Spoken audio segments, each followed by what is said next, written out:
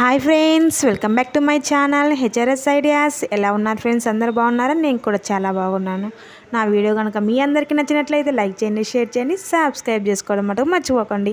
మేమైతే క్యాబ్లో ఫల్కనమ్మ కాళీమాత టెంపుల్కి అయితే వెళ్తాం. ఇక్కడ వీడు చూడండి, కార్లో వెళ్తా వీడియో చూస్తుంటే హాయ్ చెప్తావారా అంటే నేను చెప్తానమ్మా అనుకుంటూ వచ్చి చెప్పమంటే మళ్ళీ సిగ్గుపడుతున్నాడు.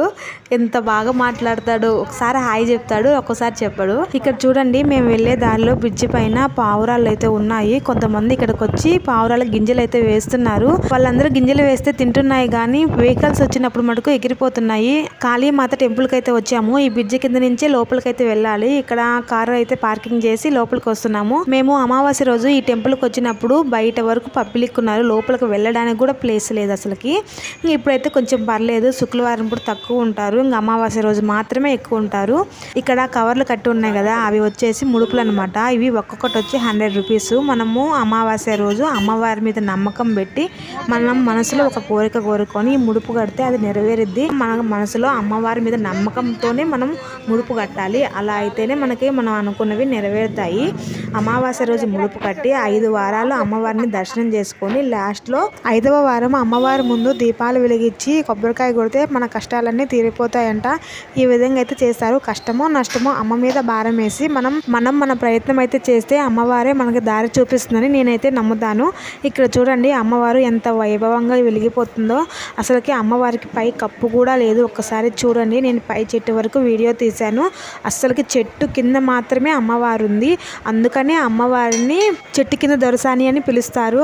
ఎండ వచ్చినా వాన వచ్చినా అమ్మవారికి ఆ చెట్టే నీడ. ఇంత కూడా అమ్మవారి ఫేస్లో కళ కూడా తగ్గదు. ఎంతసేపు చూసినా అమ్మవారిని అదే పనిగా చూడబుద్దైద్ది. నాకైతే చాలా ఇష్టము. ఇక్కడ చూశారు కదా ముడుపులు ఎలాగున్నాయో. అందరూ ఇలా ముడుపులు కట్టి 5 వారాలు వచ్చి 5వ వారం ఇలా దీపాలు అయితే వెలిగించి అమ్మవారిని దర్శనం చేసుకొని కొబ్బరికాయ కొట్టేసి అయితే వెళ్తారు.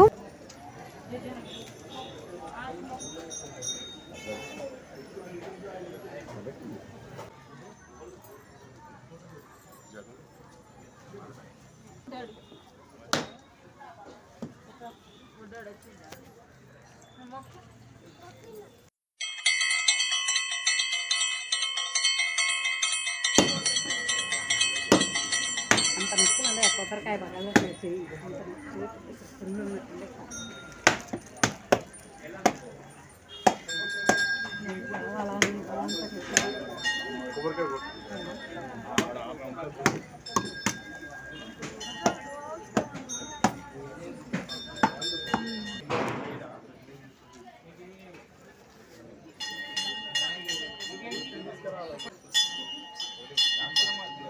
మేమందరము అమ్మవారిని దర్శనం చేసుకొని దీపాలు అయితే వెలిగించి కొంచెంసేపు అమ్మవారి దగ్గర కూర్చున్నాము. అక్కడి నుంచి వస్తూ ఉండగా అమ్మవారి మెడలో వేసిన నిమ్మకాయ దండని అక్కడికి వచ్చిన భక్తులందరికీ ఒక్కొక్కటి చొప్పున పంచుతూ ఉన్నారు. మేమైతే అది తీసుకొని ఇంకా బయలుదేరాము. నాకైతే ఇలా సెల్ఫీలు తీసుకోవడం చాలా ఇష్టం.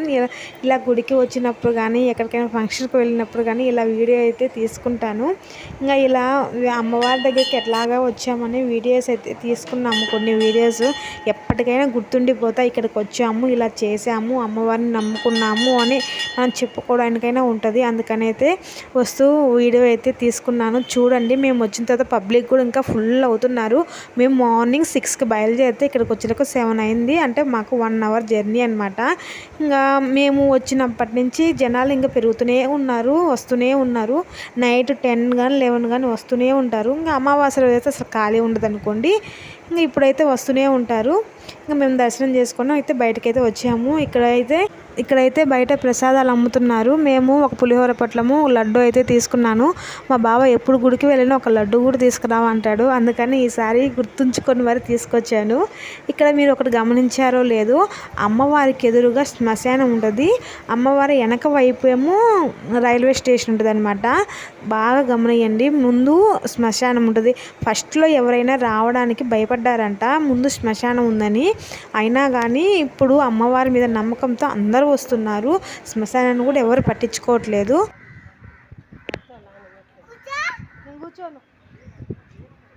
అక్కడ నుంచి రైల్వే స్టేషన్కి అయితే వచ్చాము. ఇంకా అక్కడ నుంచి మాకైతే సికింద్రాబాద్ వరకు ట్రైన్ ఉంది. మళ్ళీ అక్కడ నుంచి బస్కి అయితే వచ్చేస్తాము. మార్నింగ్ ఇక్కడికి వచ్చే లేపు లేట్ అయిద్దని మేమైతే క్యాబ్ బుక్ చేసుకొని వస్తాము. వెళ్ళేటప్పుడు మటుకు ఇంకా రైల్వే స్టేషన్కి వచ్చి అక్కడ ట్రైన్ ఎక్కి సికింద్రాబాద్ దిగుతాము. అక్కడ నుంచి బస్ ఎక్కి మా ఇంటికి అయితే వెళ్ళిపోతాము.